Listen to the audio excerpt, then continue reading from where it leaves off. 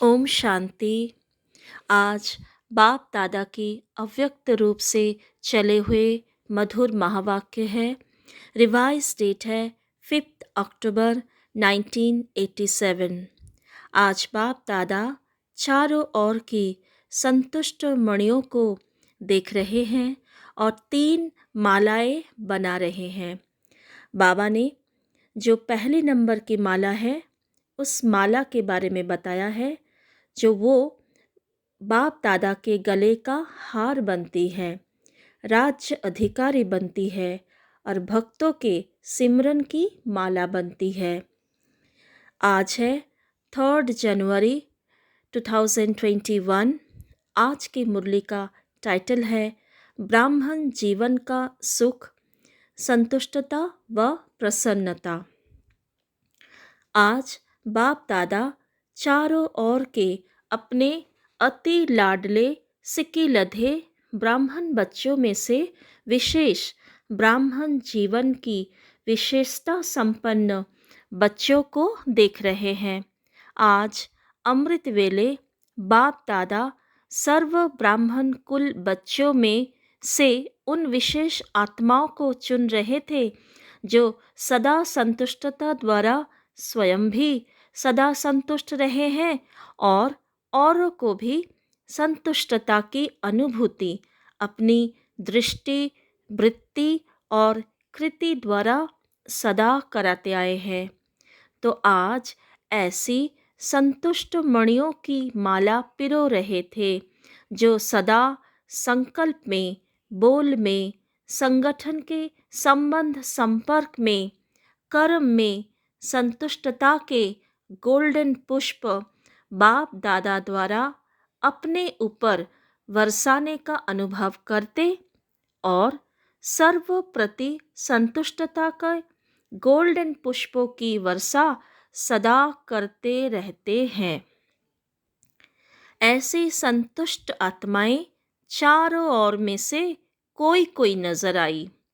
माला बड़ी नहीं बनी, छोटी सी माला बनी। बाप दादा बार बार संतुष्ट मणियों की माला को देख हर्षित हो रहे थे, क्योंकि ऐसी संतुष्ट मणियां ही बाप दादा के गले का हार बनती है, राज्य अधिकारी बनती है और भक्तों के सिमरन की माला बनती है। बाप दादा और बच्चों को भी देख रहे थे, जो कभी संतुष्ट और कभी असंतुष्ट के संकल्प मात्र छाया के अंदर आ जाते हैं और फिर निकल जाते हैं, फंस नहीं जाते। फिर तीसरे माला बाबा ने देखा। तीसरे माला कैसा है? तीसरे बच्चे कभी संकल्प की असंतुष्टता, कभी स्वयं की स्वयं से असंतुष्टता, कभी परिस्थितियों द्वारा असंतुष्टता, कभी स्वयं की हलचल द्वारा असंतुष्टता और कभी छोटी बड़ी बातों से असंतुष्टता। इसी चक्र में चलते और निकलते और फिर फंसते रहते। ऐसी माला भी देखी। तो दूसरी माला फंस नहीं जाते, लेकिन तीसरी माला फंस जाते हैं। तो 3 मालाएं तैयार हुई। मणियां तो सभी है, लेकिन संतुष्ट मणियों की झलक और दूसरे 2 प्रकार की मणियों की झलक क्या होगी, यह तो आप भी जान सकते हो। ब्रह्मा बाप बार बार तीनों मालाओं को देखते हुए हर्षित भी हो रहे थे, साथ साथ प्रयत्न कर रहे थे कि दूसरे नंबर की माला की मणियां पहली माला में आ जाएं।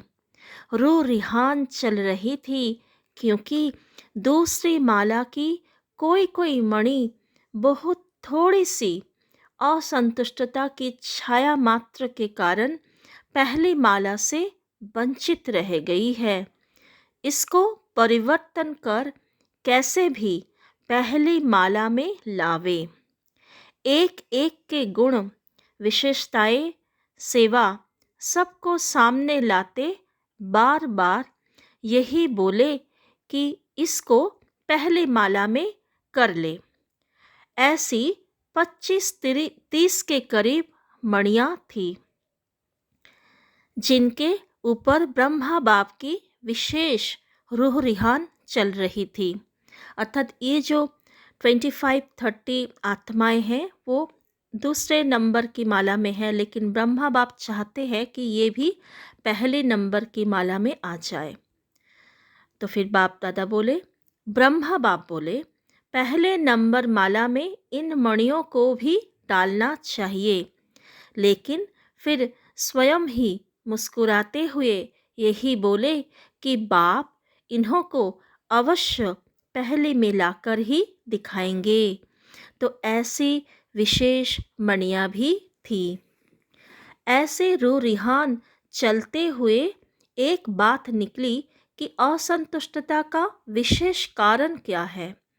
बाबा अब कारण देख रहे हैं।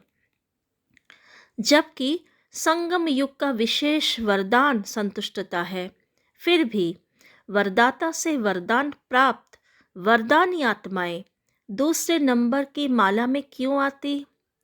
संतुष्टता का बीज सर्व प्राप्तियां है। असंतुष्टता का बीज स्थूल व सूक्ष्म अप्राप्ति है। जब ब्राह्मणों का गायन है, अप्राप्त नहीं कोई वस्तु ब्राह्मणों के खजाने में अथवा ब्राह्मणों के जीवन में, फिर असंतुष्टता क्यों? क्या वरदाता ने वरदान देने में अंतर रखा व लेने वालों ने अंतर कर लिया? क्या हुआ? जब वरदाता दाता के भंडार भरपूर है, इतने भरपूर है जो आपके अर्थात श्रेष्ठ निमित्त आत्माओं के, जो बहुत काल के ब्रह्मा कुमार ब्रह्मा कुमारी बन गए, उन्हों की 21 जन्मों की वंशावली और फिर उनके भक्तों की भी वंशावली, वो भी उन प्राप्तियों के आधार पर चलते रहेंगे। खुद की वंशावली, भक्त और भक्तों की भी वंशावली, सब उन प्राप्तियों के आधार पर चलते रहेंगे। तो इतना खजाना बाबा दे रहे हैं। इतनी बड़ी प्राप्ति, फिर भी असंतुष्टता क्यों? अखोट खजाना सभी को प्राप्त है, एक ही द्वारा, एक ही जैसा, एक ही समय, एक ही विधि से। लेकिन प्राप्त हुए खजानों को हर समय कार्य में नहीं लगाते, अर्थात स्मृति में नहीं रखते। मुख से खुश होते हैं, लेकिन दिल से खुश नहीं होते। दिमाग की खुशी है, दिल की खुशी नहीं। कारण? बाबा कारण पूछ रहे हैं। प्राप्तियों के खजानों को स्मृति स्वरूप बन कार्यों में नहीं लगाते। स्मृति रहती है, लेकिन स्मृति स्वरूप में नहीं आते। प्राप्ति बेहद की है, लेकिन उनको कहाँ कहाँ हद की प्राप्ति में परिवर्तन कर लेते हो। इस कारण हद अर्थात अल्पकाल की प्राप्ति की इच्छा बेहद की प्राप्ति के फल स्वरूप जो सदा संतुष्टता की अनुभूति हो, उससे वंचित कर देती है। हद की प्राप्ति दिलों में हद डाल देती है, इसलिए असंतुष्टता की अनुभूति होती है। सेवा में हद डाल देते हैं, क्योंकि हद की इच्छा का फल मन इच्छित फल नहीं प्राप्त होता। हद की इच्छाओं का फल अल्पकाल की पूर्ति वाला होता है। इसलिए अभी अभी असंतुष्टता, अभी अभी संतुष्टता हो जाती है। हद बेहद का नशा अनुभव कराने नहीं देता। इसलिए विशेष चेक करो कि मन की अर्थात स्वयं की संतुष्टता, सर्व की संतुष्टता अनुभव होती है। तो ये चेकिंग की पॉइंट बाबा ने बताए कि जब हम हद में आ जाते हैं, तब बेहद की जो खुशी है, जो प्राप्ति है, वो हद में आ जाते हैं, तब हम असंतुष्ट हो जाते हैं। अब बाबा संतुष्टता की निशानी बता रहे हैं। संतुष्टता की निशानी वह मन से, दिल से, सर्व से, बाप से, ड्रामा से संतुष्ट होंगे। तो 5 बातें हैं, मन से, दिल से, सर्व से, बाप से और ड्रामा से। 5 बातों से वो संतुष्ट होंगे। यही है संतुष्टता की निशानी। फिर बाबा कहते हैं, उनके मन और तन में सदा प्रसन्नता की लहर दिखाई देगी। चाहे कोई भी परिस्थिति आ जाए, चाहे कोई आत्मा हिसाब किताब चुक्त करने वाली सामना करने भी आती रहे, चाहे शरीर का कर्म भोग सामना करने आता रहे, लेकिन हद की कामना से मुक्त आत्मा संतुष्टता के कारण सदा प्रसन्नता की झलक में चमकता हुआ सितारा दिखाई देगी। प्रसन्न चित्त कभी कोई बात में प्रश्न चित्त नहीं होंगे। प्रश्न है तो प्रसन्न नहीं। प्रसन्न चित्त की निशानी सदा निस्वार्थी और सदा सभी को निर्दोष अनुभव करेगा। किसी और के ऊपर दोष नहीं रखेगा। तो यही है प्रसन्न चित्त आत्माओं की निशानी। क्या है निशानी? वह सदा निस्वार्थी और सदा सभी को निर्दोष अनुभव करेगा।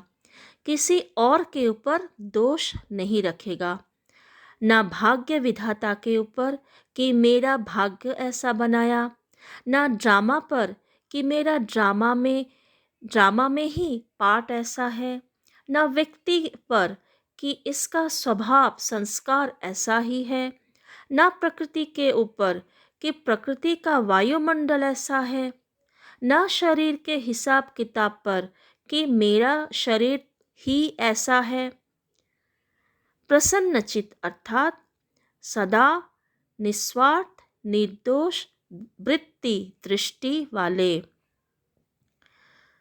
तो संगम युग की विशेषता संतुष्टता है और संतुष्टता की निशानी प्रसन्नता है। यह है ब्राह्मण जीवन की विशेष प्राप्ति।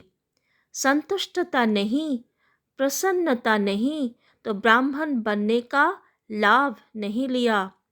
ब्राह्मण जीवन का सुख है ही संतुष्टता, प्रसन्नता। ब्राह्मण जीवन बनी और उसका सुख नहीं लिया तो नामधारी ब्राह्मण हुए व प्राप्ति स्वरूप ब्राह्मण हुए। तो बाप दादा सभी ब्राह्मण बच्चों को यही स्मृति दिला रहे हैं, ब्राह्मण बने अहो भाग्य। लेकिन ब्राह्मण जीवन का वर्षा प्रॉपर्टी संतुष्टता है और ब्राह्मण जीवन की पर्सनालिटी प्रसन्नता है। इस अनुभव से कभी वंचित नहीं रहना, अधिकारी हो। जब दाता वरदाता खुले दिल से प्राप्तियों का खजाना दे रहे हैं, दे दिया है, तो खूब अपनी प्रॉपर्टी और पर्सनालिटी को अनुभव में लाओ, औरों को भी अनुभवी बनाओ। समझा? हर एक अपने से पूछे कि मैं किस नंबर की माला में हूँ। माला में तो है ही, लेकिन किस नंबर की माला में हूँ? अच्छा, आज राजस्थान और यूपी ग्रुप है। राजस्थान अर्थात राजाई संस्कार वाले, हर संकल्प में स्वरूप में राजाई संस्कार प्रैक्टिकल में लाने वाले अर्थात प्रत्यक्ष दिखाने वाले। इसको कहते हैं राजस्थान निवासी। ऐसे होना, कभी प्रजा तो नहीं बन जाते होना। अगर वशीभूत हो गए तो प्रजा कहेंगे, मालिक है तो राजा। किसकी मालिक? अपने कर्मेंद्रियों की मालिक, मन बुद्धि संस्कार का मालिक। तो बाप दादा कहते हैं ऐसे नहीं कि कभी राजा कभी प्रजा, नहीं, सदा राजाई संस्कार स्वतः ही स्मृति स्वरूप में हो। ऐसे राजस्थान निवासी बच्चों का महत्व भी है। राजा को सदैव सभी ऊंची नज़र से देखेंगे और स्थान भी राजा को ऊंचा देंगे। राजा सदैव तख्त पर बैठेगा, प्रजा सदैव नीचे।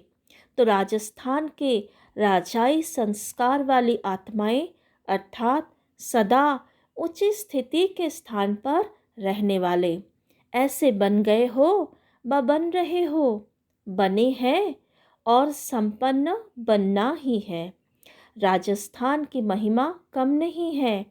स्थापना का हेडक्वार्टर ही राजस्थान में है, तो ऊंचे हो गए ना, नाम से भी ऊंचे, काम से भी ऊंचे। ऐसे राजस्थान के बच्चे अपने घर में पहुँचे हैं, समझा। यूपी की भूमि विशेष पावन भूमि गाई हुई है। पावन करने वाली भक्ति मार्ग की गंगा नदी भी वहाँ है और भक्ति के हिसाब से कृष्ण की भूमि भी यूपी में ही है। भूमि की महिमा बहुत है। कृष्ण लीला जन्मभूमि देखनी होगी तो भी यूपी में ही जाएंगे, तो यूपी वालों की विशेषता है। सदा पावन बन और पावन बनाने की विशेषता संपन्न है। जैसे बाप की महिमा है पतित पावन, यूपी वालों की भी महिमा बाप समान है। पतित पावन आत्माएं हो, भाग्य का सितारा चमक रहा है। ऐसे भाग्यवान स्थान और स्थिति दोनों की महिमा है। सदा पावन यह है स्थिति की महिमा। तो ऐसे भाग्यवान अपने को समझते हो। सदा अपने भाग्य को देख हर्षित होते, स्वयं भी सदा हर्षित और दूसरों को हर्षित बनाते चलो, क्योंकि हर्षित मुख स्वतः ही आकर्षित मूर्त होते हैं। जैसे स्थूल नदी अपने तरफ खींचता है ना, खींचकर यात्री जाते हैं, चाहे कितना भी कष्ट उठाना पड़े फिर भी पावन होने का आकर्षण खींच लेता है। तो यह पावन बनाने का कार्य का यादगार यूपी में है। ऐसे ही हर्षित और आकर्षित मूर्त बनना है, समझा। तो पावन बनाने का यादगार कौन है? गंगा नदी। तो जैसे गंगा नदी में लोग जाते हैं नहाने के लिए पावन बनने की आशा से, तो बाबा उसको ले रहे हैं। तीसरा ग्रुप डबल विदेशियों का भी है। डबल विदेशी अर्थात सदा विदेशी बाप को आकर्षित करने वाले, क्योंकि समान है ना, बाप भी विदेशी है, आप भी विदेशी हो, हम सरीक प्यारे होते हैं। माँ बाप से भी फ्रेंड्स ज़्यादा प्यारे लगते हैं। तो डबल विदेशी बाप समान सदा इस देह और देह के आकर्षण से परे विदेशी है, अशरीरी है, अव्यक्त है। तो बाप अपने समान अशरीरी अव्यक्त स्थिति वाले बच्चों को देख हर्षित होते हैं। रेस भी अच्छी कर रहे हैं, सेवा में भिन्न भिन्न साधन और भिन्न भिन्न विधि से आगे बढ़ने की रेस अच्छी कर रहे हैं। विधि भी अपनाते और वृद्धि भी कर रहे हैं। इसलिए बाप दादा चारों ओर के डबल विदेशी बच्चों को सेवा की बधाई भी देते और स्व की वृद्धि की स्मृति भी दिलाते हैं। स्व की उन्नति में सदा उड़ती कला द्वारा उड़ते चलो। स्व उन्नति और सेवा की उन्नति के बैलेंस द्वारा सदा बाप के ब्लेसिंग्स के अधिकारी है और सदा रहेंगे। अच्छा, चौथा ग्रुप है बाकी मधुवन निवासी। वह तो सदा है ही, जो दिल पर सो चुल पर, जो चुल पर सो दिल पर। सबसे ज़्यादा विधि पूर्वक ब्रह्मा भोजन भी मधुबन में होता है। सबसे सिकिलधे भी मधुबन निवासी है। सब फंक्शन भी मधुबन में होते। सबसे डायरेक्ट मुरलियाँ भी ज़्यादा मधुबन वाले ही सुनते। तो मधुबन निवासी सदा श्रेष्ठ भाग्य के अधिकारी आत्माएं हैं। सेवा भी दिल से करते हैं, इसलिए मधुबन निवासियों को बाप दादा और सर्व ब्राह्मणों की मन से आशीर्वाद प्राप्त होती रहती है। अच्छा, चारों ओर की सर्व बाप दादा की विशेष संतुष्ट मणियों को बाप दादा की विशेष याद प्यार। साथ साथ सर्व भाग्यशाली ब्राह्मण जीवन प्राप्त करने वाले कोटों में कोई, कोई में भी कोई सिकिलधि आत्माओं को बाप दादा के शुभ संकल्प को संपन्न करने वाली आत्माओं को संगम युगी ब्राह्मण जीवन की प्रॉपर्टी के संपूर्ण अधिकार प्राप्त करने वाली आत्माओं को विधाता और वरदाता बाप दादा की बहुत बहुत याद प्यार स्वीकार हो। हम रूहानी बच्चों को, रूहानी बाप दादा को बहुत बहुत याद प्यार नमस्ते। दादी जानकी जी एवं दादी चंद्रमणि जी सेवाओं पर जाने की छुट्टी बाप दादा से ले रही है। तो बाप दादा उन्हीं के बारे में कुछ बातें, खास बातें बताए हैं। बाप दादा ने कहा, जा रही हो या समा रही हो, जाओ या आओ, लेकिन सदा समाई हुई हो। बाप दादा अनन्य बच्चों को कभी अलग देखते ही नहीं हैं।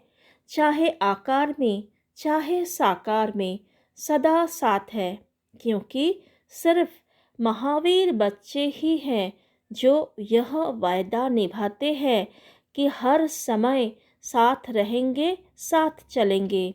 बहुत थोड़े यह वायदा निभाते हैं।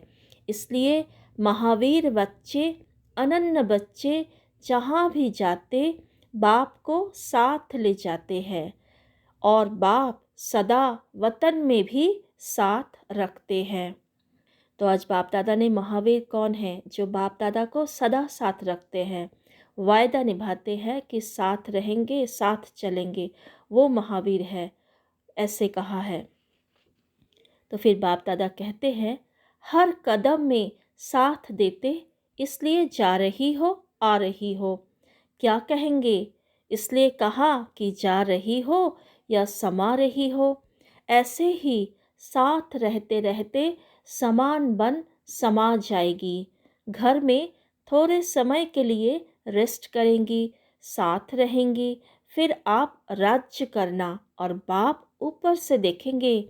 लेकिन साथ का थोड़े समय का अनुभव करना। अच्छा, अर्थात बाप दादा कह रहे हैं कि शिव बाबा तो परमधाम में रहेंगे, तो बाबा कह रहे कि थोड़े समय परमधाम में रेस्ट करेंगे, फिर सतयुग, सतो प्रधान दुनिया में आकर राज्य करेंगे। आज बाबा अपने कमाल की माला बनाई, तो दादियों ने कहा है ये, आप लोग भी तो माला बनाते हो ना। बाप दादा ये कह रहे हैं, माला अभी तो छोटी है, अभी बड़ी बनेगी। अभी जो थोड़ा कभी कभी बेहोश हो जाते हैं, उन्हें थोड़े समय में प्रकृति का व समय का आवाज़ होश में ले आएगा, फिर माला बड़ी बन जाएगी। अच्छा, जहाँ भी जाओ बाप के वरदानी तो हो ही। आपके हर कदम से बाप का वरदान सबको मिलता रहेगा। देखेंगे तो भी बाप का वरदान दृष्टि से लेंगे, बोलेंगे तो बोल से वरदान लेंगे, कर्म से भी वरदान ही लेंगे। चलते फिरते वरदानों की वर्षा करने के लिए जा रही हो।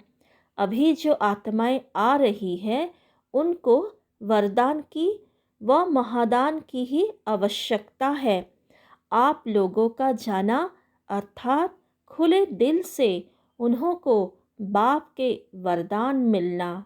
अच्छा, अर्थात बाप दादा कह रहे हैं, जो दादियाँ हैं, दादी जानकी चंद्रमणि, ये वरदानी मूर्त है। उनकी बोल से, दृष्टि से, कर्म से वरदान होते हैं, वरदान झलकते हैं। आज का वरदान है, बुद्धि रूपी पांव द्वारा इस 5 तत्वों की आकर्षण से परे रहने वाले फरिश्ता स्वरूप भव। बुद्धि रूपी पांव द्वारा इस 5 तत्वों की आकर्षण से परे रहने वाले फरिश्ता स्वरूप भव। फरिश्तों को सदा प्रकाश की काया दिखाते हैं। प्रकाश की काया वाले इस देह की स्मृति से भी परे रहते हैं। उनके बुद्धि रूपी पांव इस 5 तत्वों की आकर्षण से ऊंचे अर्थात परे होते हैं। ऐसे फरिश्तों को माया व कोई भी मायावी टच नहीं कर सकते, लेकिन यह तब होगा जब कभी किसी के अधीन नहीं होंगे। शरीर के भी अधिकारी बनकर चलना, माया के भी अधिकारी बनना, लौकिक व अलौकिक संबंध की भी अधीनता में नहीं आना। आज का स्लोगन है, शरीर को देखने की आदत है तो लाइट का शरीर देखो, लाइट रूप में स्थित रहो। शरीर को देखने की आदत है तो लाइट का शरीर देखो, लाइट रूप में स्थित रहो। ओम शांति। आज की मुरली में मुख्य सोमान है। फर्स्ट, मैं बाप दादा की अति लाडले सिक्की लधे ब्राह्मण बच्चा हूँ। मैं बाप दादा की अति लाडले सिक्की लधे ब्राह्मण बच्चा हूँ। सेकंड, मैं सदा संतुष्ट मणि आत्मा हूँ। मैं सदा संतुष्ट मणि आत्मा हूँ। थर्ड, मैं आत्मा बाप दादा के गले का हार बनती हूँ। मैं आत्मा बाप दादा के गले का हार बनती हूँ। फोर्थ, मैं आत्मा मन से, दिल से, सर्व से, बाप से, ड्रामा से संतुष्ट हूँ। मैं आत्मा मन से, दिल से, सर्व से, बाप से, ड्रामा से संतुष्ट हूँ। फिफ्थ, मैं सदा निस्वार्थ, निर्दोष, वृत्ति दृष्टि वाले प्रसन्न चित्त आत्मा हूँ। मैं सदा निस्वार्थ, निर्दोष, वृत्ति दृष्टि वाले प्रसन्न चित्त आत्मा हूँ। सिक्स्थ, मैं सदा हर्षित और आकर्षित मूर्त आत्मा हूँ। मैं सदा हर्षित और आकर्षित मूर्त आत्मा हूँ। सेवंथ, मैं आत्मा सदा बाप के ब्लेसिंग्स के अधिकारी हूँ। मैं आत्मा सदा बाप के ब्लेसिंग्स के अधिकारी हूँ। 8, मैं फरिश्ता हूँ। मैं फरिश्ता हूँ। 9, मैं कोटों में कोई, कोई में भी कोई आत्मा हूँ। मैं कोटों में कोई, कोई में भी कोई आत्मा हूँ। 10th, मैं लाइट रूप में स्थित रहने वाली आत्मा हूँ। मैं लाइट रूप में स्थित रहने वाली आत्मा हूँ। ओम शांति। कुछ समय बाप दादा को बड़े प्यार से याद करते हैं।